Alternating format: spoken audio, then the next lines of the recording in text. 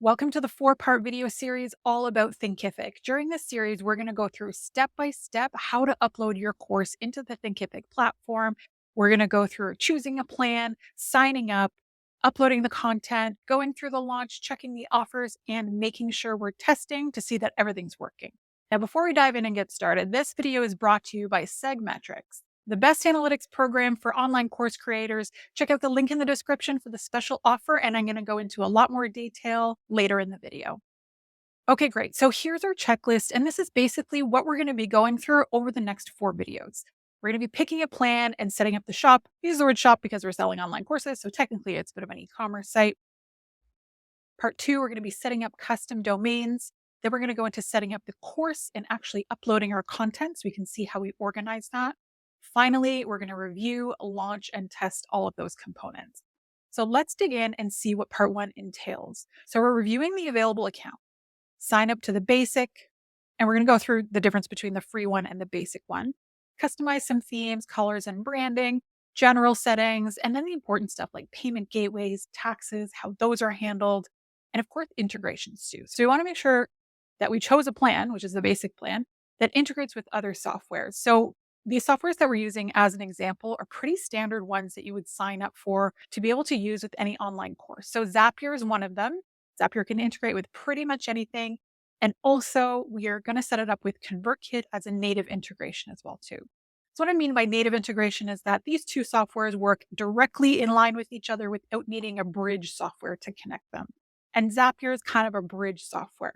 So if two softwares don't integrate seamlessly, that's when we pull in Zapier to be able to shift the data from one to another. We're going to set up the domain and navigation for the site, but for the domain setup, I'm actually going to put it in part 2. So part 2, there's a smaller checklist, and this is where we're going to go into more in-depth detail as to how to set up your custom domain. So let's get started. First of all, we want to navigate over to the Thinkific website. And if you're confused as to what Thinkific's actual role is, it holds all of your course content. So if you're creating an online course, you want to have a gated portal that holds all of that information in. So people are purchasing your product, they're purchasing the learning experience and their knowledge that they're going to get from that. And to be able to supply them with that after they pay, you want them to be able to log in and access that. And Thinkific is the software that provides us with that. So let's check out pricing.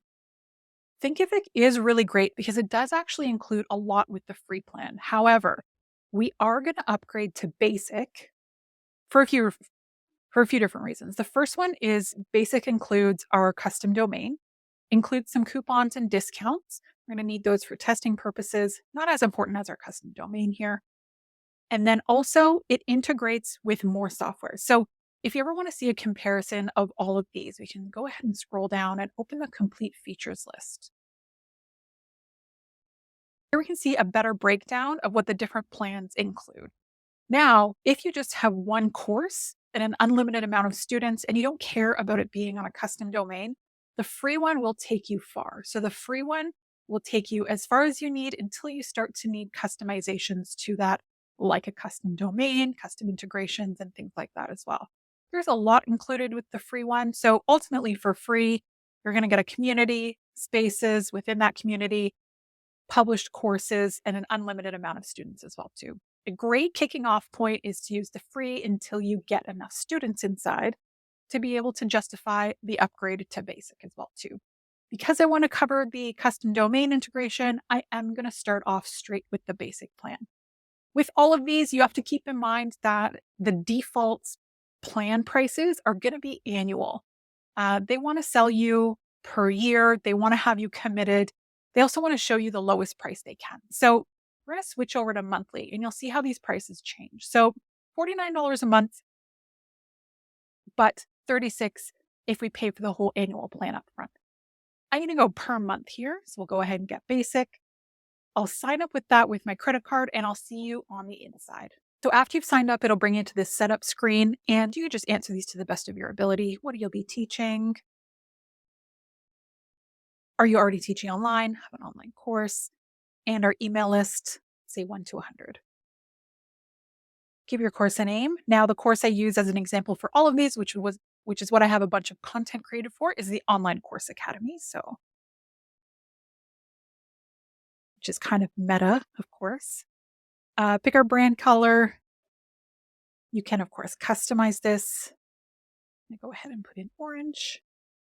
Industry you'll be teaching, software and technology, and how much material do I have? Ready to go. Great. Instructor photo. I do encourage you to use an instructor photo. Personalizes things a little bit better. Add your bio.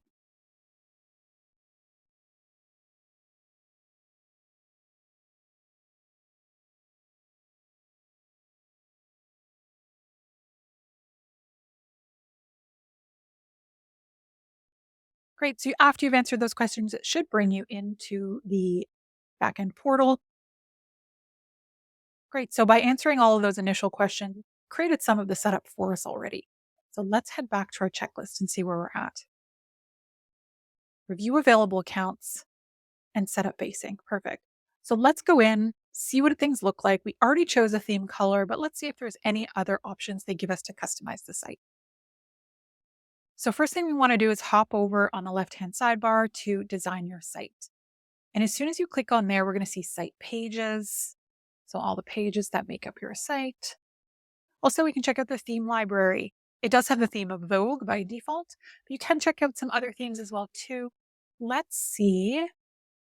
Empire. Yeah, let's check out Empire. And then there's a few variations of this as well. Let's do that. Install our theme. Great. And anytime you want to preview your website, just down below, you can click the little arrow. And honestly, it looks pretty good out of the box. We can see what the course is made up of. As soon as we start to add some modules in here, it's going to show those with a little lock beside it, and then has the ability to enroll today.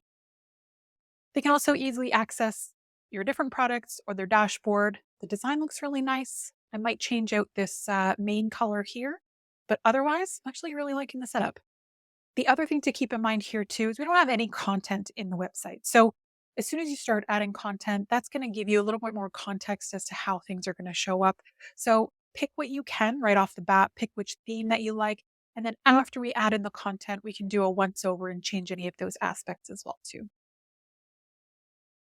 So now we're into settings. We want to check out general, payment gateway, taxes, and set up some integration so our backend is working.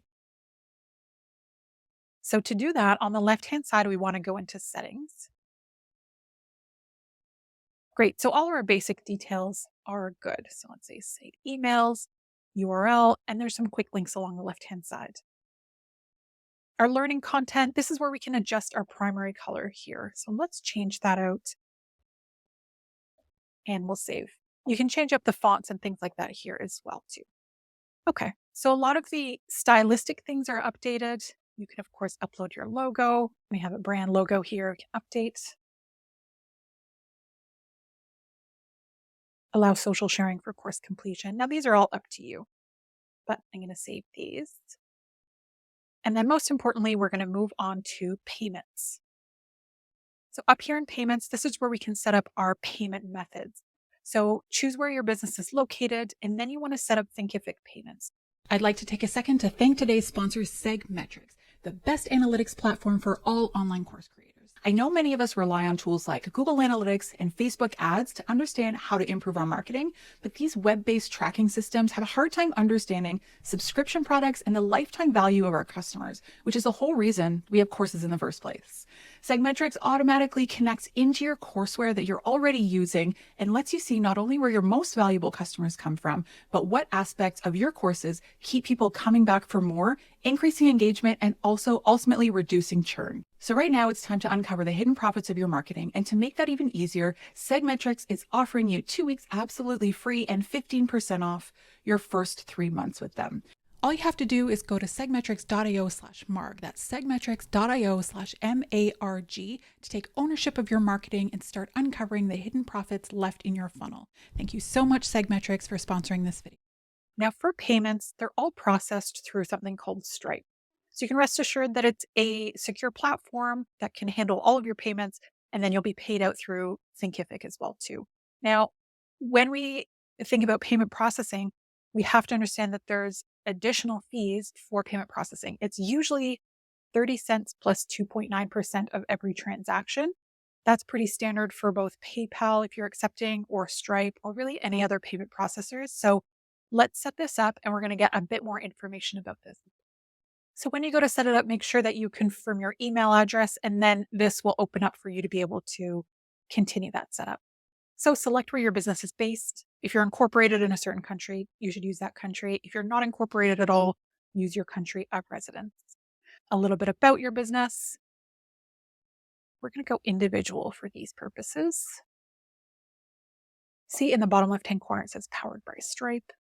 I'm going to go ahead and enter this information, and we'll see you on the next screen. So after you've entered your information, it'll bring you back to the screen.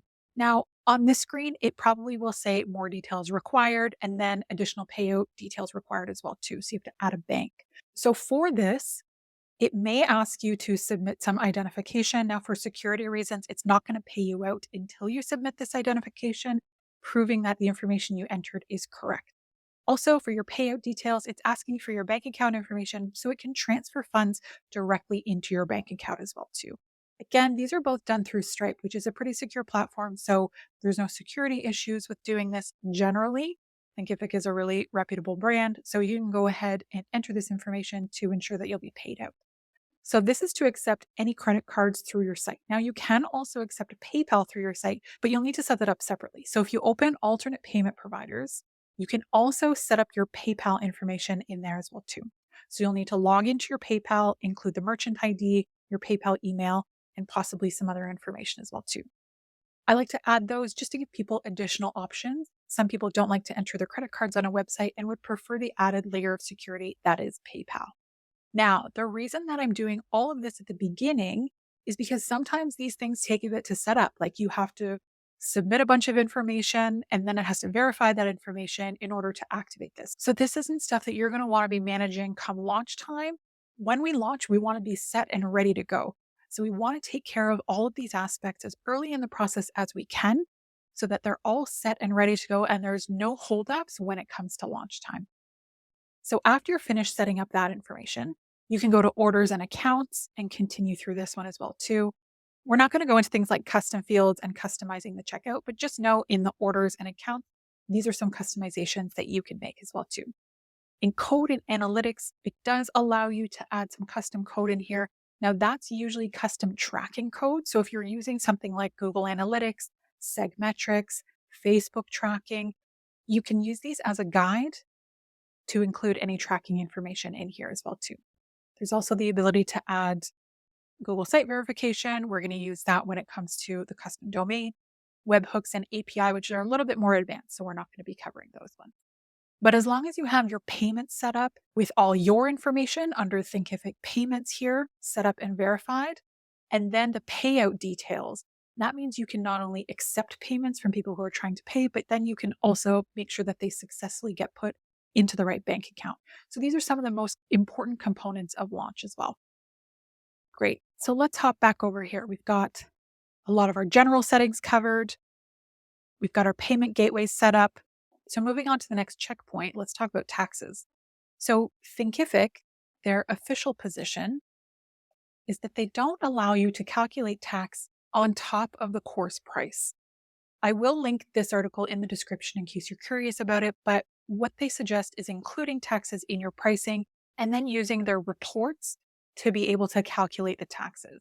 It does say that they're aware that we know this process is quite manual at the moment, but it looks like they are working on making some updates and making it more integrated with their backend. Because right now, there's no way to automatically charge taxes, and most other platforms have that. So if taxes are a concern of yours, Thinkific is not quite up to date in that category, although it has a ton of other attributes. And the reports do give you data as to who's paying taxes and where they're from to be able for you to pay those taxes on your end. But just know that nothing's happening automatically for taxes as well. I did want to make a note of that. So let's go ahead and set up some integrations. To be able to set up integrations, we want to look in the left-hand sidebar and go ahead and click on Apps. Now, like we saw here, there's two integrations really that we want to go through and make sure are set up. So we want the Zapier and we want ConvertKit. Great. So as soon as we click on apps, we see that Zapier is one of the top ones. So we're going ahead and click on that. So after you've installed Zapier, it'll bring you through a couple clicks just for confirmation, and then you can refresh your apps page and you can see it in here. So let's also check for ConvertKit. We're going to open the App Store.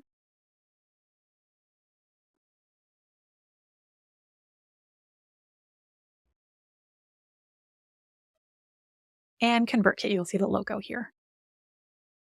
So you can go ahead and click install, and then after it installs, it's going to bring you right back to the application screen. So we'll refresh here, and we've got ConvertKit as well too. You do have to update the settings for both of these. So when you go into them, say if we click on ConvertKit, to connect these softwares, we've installed the application inside Thinkific, but to actually connect them, you're going to need your ConvertKit API key. Now to get your ConvertKit API key, I'm going to log in and show you where that is. So when you log into your ConvertKit account, the dropdown over on the right-hand side, you want to pop into settings and then scroll all the way down to advanced. And then you'll see the API key and API secret key. Those are the two that you're going to need for integration here. The main key you'll put in, and then at some point in time, it might ask you for the secret key as well too. After you've added the API key, there's a few different settings that you can go through. There's enable student purchase tracking, which is a great one. You can tag enrollments, tag previews, tag completions, tag orders, and tag signups as well too. So because we haven't created our course yet, we can't really tag anyone who's enrolled because we don't have anyone enrolled yet. We actually don't have a course yet. So let's leave these for now, but just know that it is integrated properly. So let's look at Zapier.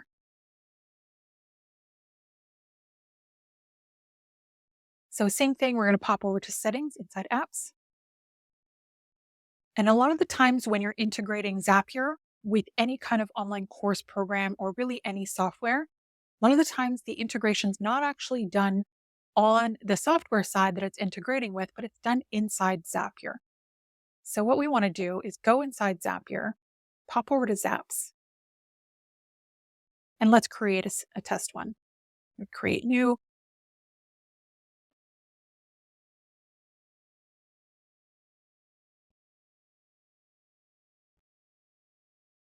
And then we'll go over to Thinkific. Create a trigger. So let's say new enrollment. So here inside Zapier is where we want to connect Thinkific. So we can go ahead and click sign in. And then it's going to open up this window. And then it's going to tell us exactly where we need to go. So we'll need to go into Thinkific and get some information from the settings. So settings, code and analytics, API. This is where this comes in. So settings,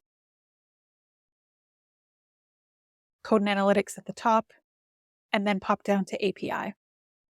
Here's where you're going to get your subdomain.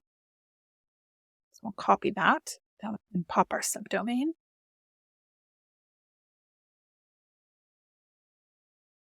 Great, connected. We'll continue there. Again, we don't have a course name yet, but we have the account connected. As soon as it's connected in Zapier, you'll be able to use it in any number of Zaps that you please. So let's check this out. We've got Zapier integrated and we've got ConvertKit integrated. So to review, we've set up our theme, we've chosen our custom colors, we set up our payment gateway, we've addressed taxes, even though there's not a cut and dry solution. Then we've also upgraded our account, checked out what basic and free includes, set up Zapier, ConvertKit, and integrated both of those as well too. Next up, we're going to do domain, navigation, and move forward from there. But I'm going to save domain for the next one. I'm actually just going to pop these down in the navigation here. So stay tuned for the next video. It'll be linked in the comments where we go through domain setup, custom domain setup inside Thinkific so you can customize your online school even more.